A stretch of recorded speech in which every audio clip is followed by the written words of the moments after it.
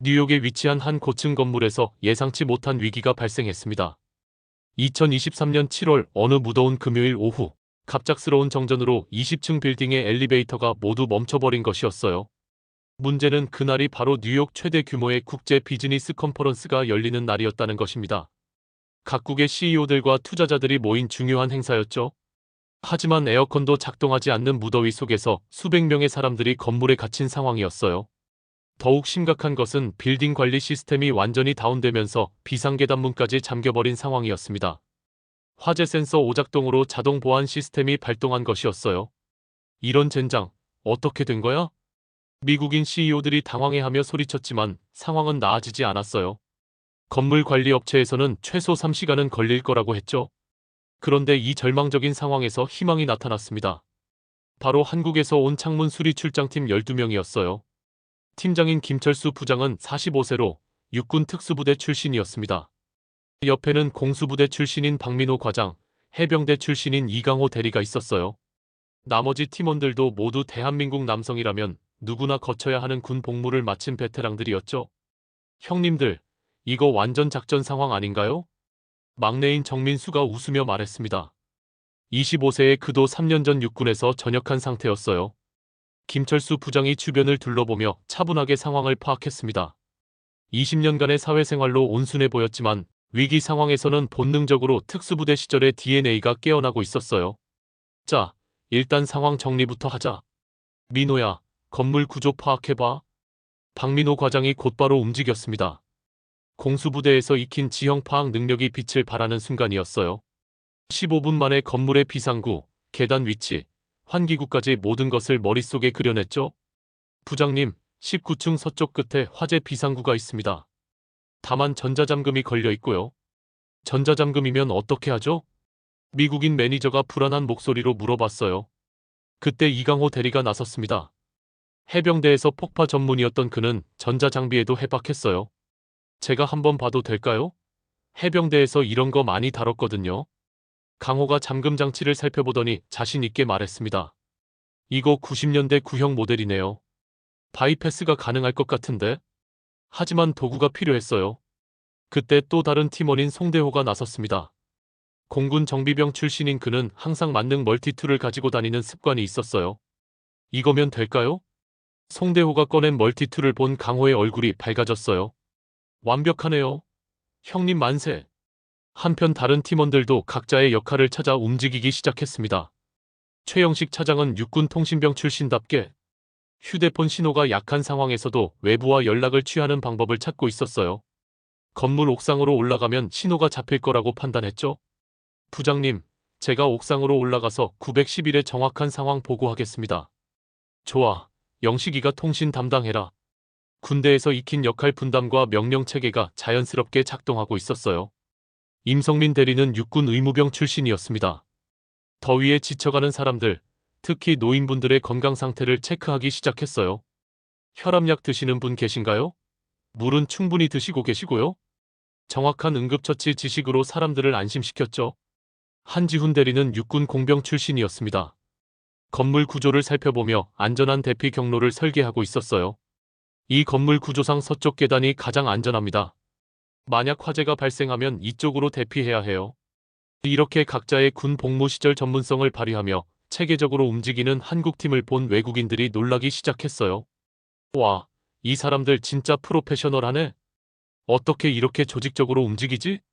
하지만 진짜 위기는 이제부터였습니다. 오후 4시경, 갑자기 건물에서 연기 냄새가 나기 시작했어요. 어디선가 정말 불이 난 것 같았죠. 사람들이 패닉 상태에 빠지기 시작했습니다. 불이야. 불이 났어. 어떻게 해야 하지? 외국인들이 우왕좌왕하는 상황에서 김철수 부장이 큰 소리로 외쳤습니다. 모두 침착하세요. 우리가 안전하게 대피시켜드리겠습니다. 특수부대에서 익힌 지휘 능력이 빛을 발하는 순간이었어요. 그의 카리스마 넘치는 목소리에 사람들이 진정되기 시작했죠. 형님들, 작전 개시합니다.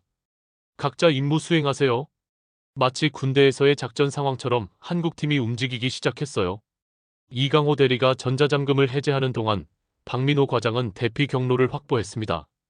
최영식 차장은 옥상에서 소방서와 연락을 취하고 있었고요. 소방서입니다.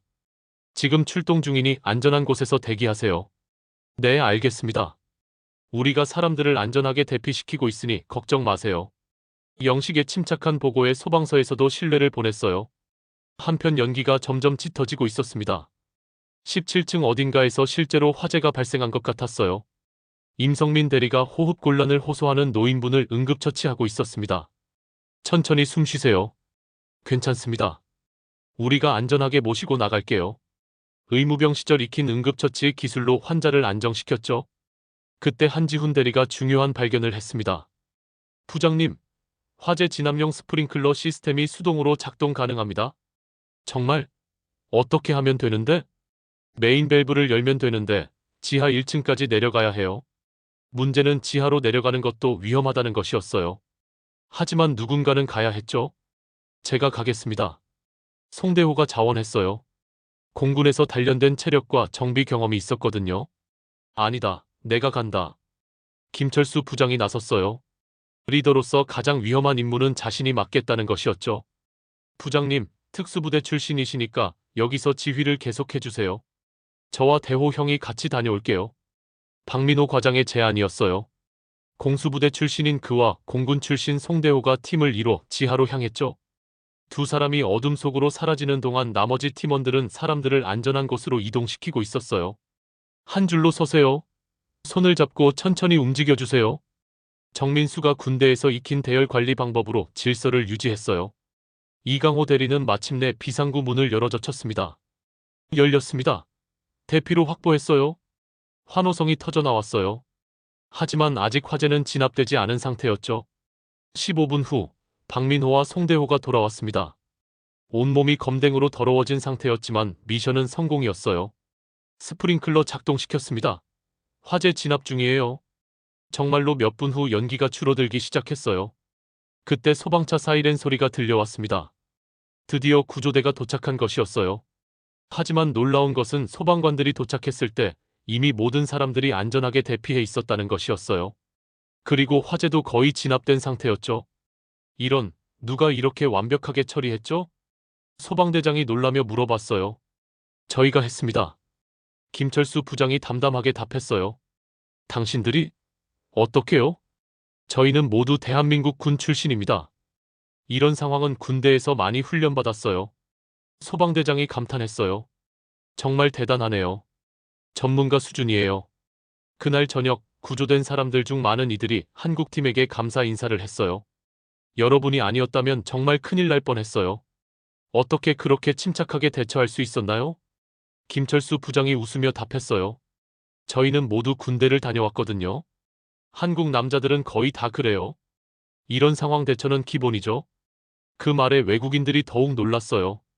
한국 남자들이 모두 군인 경험이 있다고요? 네, 의무복무제라서 거의 모든 남성이 군대를 갑니다. 와, 그래서 이렇게 조직적이고 전문적이었구나? 다음 날, 이 사건은 뉴욕 현지 언론에 대대적으로 보도됐어요. 한국 출장팀의 영웅적 구조작전. 군대 출신 한국인들이 보여준 완벽한 팀워크. 기사에는 한국의 의무복무제에 대한 설명도 함께 실렸어요. 한국 남성들은 의무적으로 군복무를 해야 한다. 이들이 보여준 것은 단순한 개인의 용기가 아니라 체계적인 교육과 훈련의 결과였다. 방송국에서는 특별 인터뷰를 요청해왔어요. 미스터 김, 어떻게 그렇게 침착하게 대처할 수 있었나요? 저희에게는 특별한 일이 아니었어요. 한국 남성이라면 누구나 군대에서 이런 상황 대처를 배우거든요. 정말 거의 모든 한국 남성이 군대를 가나요? 네, 의무입니다. 처음에는 힘들지만 나중에 보면 정말 소중한 경험이에요. 특히 이런 위기 상황에서는 더욱 그렇죠. 며칠 후 뉴욕시에서 김철수 팀에게 감사패를 수여했어요. 시장이 직접 나서서 수여식을 가진 것이었죠. 여러분이 보여준 용기와 전문성은 정말 감동적이었습니다. 뉴욕시를 대표해서 감사드려요. 하지만 김철수 부장의 답변은 더욱 감동적이었어요. 저희는 특별한 일을 한 게 아닙니다. 그냥 한국 남자라면 누구나 할 수 있는 일이었어요. 우리나라에서는 이런 게 기본이거든요. 그날 밤 12명의 한국팀은 호텔에서 간단한 뒤풀이를 했어요. 형님들, 진짜 오늘 군대 생각 많이 났어요. 막내 정민수가 말했어요. 그러게, 나도 특수부대 시절 생각나더라. 김철수 부장이 웃으며 답했어요. 저도 공수부대 때 배운 게 정말 도움됐어요. 박민호 과장이 맥주를 들며 말했어요. 해병대 폭파 훈련이 이런 데서 쓰일 줄이야. 이강호 대리도 웃었어요. 진짜 군대 갔다 온 보람이 있네요. 송대호가 감회에 젖어 말했어요. 그때는 왜 군대를 가야 하나 싶었는데 지금 보니까 정말 소중한 경험이었어요. 그들의 대화를 듣고 있던 호텔 직원이 놀라며 물어봤어요. 정말 한국 남자들은 거의 모두 군대를 가나요? 네, 의무예요. 처음에는 싫지만 나중에는 추억하게 되죠. 김철수 부장이 웃으며 답했어요. 와, 그래서 오늘 그렇게 대단했구나. 진짜 존경스러워요. 한 달 후, 김철수 팀이 한국으로 돌아왔을 때 인천공항에는 기자들이 몰려 있었어요. 뉴욕 영웅들 귀국. 한국 남성의 저력을 보여준 영웅들. 하지만 김철수 부장은 여전히 겸손했어요. 저희는 영웅이 아닙니다. 그냥 한국 남자라면 누구나 할 수 있는 일이었어요. 군대에서 배운 기본기일 뿐이죠. 실제로 이 사건 이후 해외에서 한국 남성들에 대한 인식이 크게 바뀌었어요. 한국 남자들은 믿을만하다. 위기 상황에서 정말 든든하다. 체계적이고 전문적이다. 이런 평가들이 쏟아져 나왔죠. 6개월 후, 김철수 팀은 다시 뉴욕 출장을 갔어요. 이번에는 그들을 보는 현지인들의 시선이 완전히 달랐어요. 오, 뉴욕 영웅들이 다시 왔네. 한국 슈퍼맨들. 어디를 가든 환영받았어요. 하지만 그들에게 더 뿌듯한 일이 있었어요. 현지 한인 2세들이 찾아온 것이었어요. 저희도 한국 군대에 가고 싶어요. 어떻게 하면 될까요? 한국 시민권을 포기했는데 다시 받을 수 있나요? 미국에서 태어난 한인 2세들이 한국의 군대에 관심을 보인 것이었어요. 여러분 때문에 한국인이라는 게 정말 자랑스러워졌어요. 김철수 부장이 그들에게 말했어요. 군대는 힘들지만 정말 소중한 경험이에요. 단순히 개인을 위한 게 아니라 사회 전체를 위한 거죠. 지금도 김철수 팀의 이야기는 해외 한인 사회에서 전설처럼 전해지고 있어요. 김철수 부장은 지금도 후배들에게 이야기해요. 군대 갔다 오는 게 힘들다고 생각하지 마라. 나중에 보면 정말 소중한 경험이 될 거야. 특히 사회에 나와서는 더욱 그렇지. 실제로 그날 뉴욕에서 함께했던 12명의 팀원들은 지금도 끈끈한 동료 관계를 유지하고 있어요. 군대에서 배운 동료애와 팀워크가 직장에서도 계속 이어지고 있는 것이죠. 형님들, 그때 생각하면 지금도 가슴이 뛰어요. 정민수가 회사 회식에서 말했어요. 우리가 정말 멋있었지? 박민호 과장이 웃으며 답했어요. 진짜 한국 남자의 저력을 보여줬죠. 이강호 대리도 자랑스러워했어요. 그들의 이야기는 단순한 영웅담이 아닙니다. 한국의 병역제도가 만들어낸 진정한 시민의식과 책임감, 그리고 동료애의 결과물이었어요. 지금 이 순간에도 전 세계 어디선가 한국 남성들이 보여주는 이런 멋진 모습들이 계속되고 있을 것입니다. 군대에서 배운 가치들이 사회 곳곳에서 빛을 발하고 있는 것이죠. 오늘 들려드린 형님들의 전설이 여러분의 마음에 작은 울림이 되었기를 바랍니다. 우리나라 남성들이 치르는 병역 의무가 단순한 의무가 아니라 얼마나 소중한 가치인지를 보여주는 감동적인 이야기였어요.